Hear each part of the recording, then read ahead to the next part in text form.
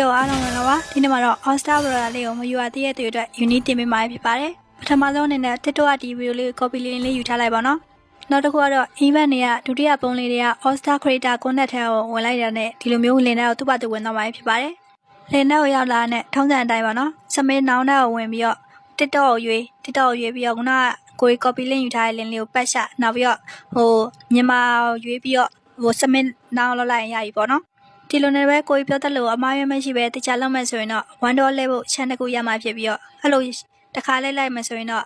All Star Pro ကတော့တခြားပေါက်ရမှာဖြစ်ပြီးတော့သူ့ရဲ့ကုတ်လေးချပေးမှာပေါ့နော်ဘေးမှာပြထားတဲ့ Lucky Box Skin တွေကတော့ဟန်ပြလုပ်ထားတာဖြစ်ပြီးဘရိုးလောက်လိုက်ရင်လေဒီ Broda ကုတ်လေးပဲကြမှာဖြစ်ပါတယ်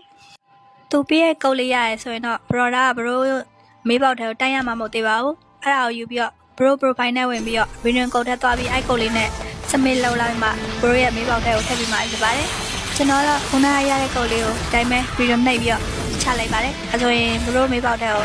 ရောက်သွားပြီပေါ့နော်ဒီ Broda လည်းပုံမှန်ပုံသေး Broda လိုမဟုတ်ဘဲနဲ့ event တွေမှာရတဲ့ Broda လိုပဲ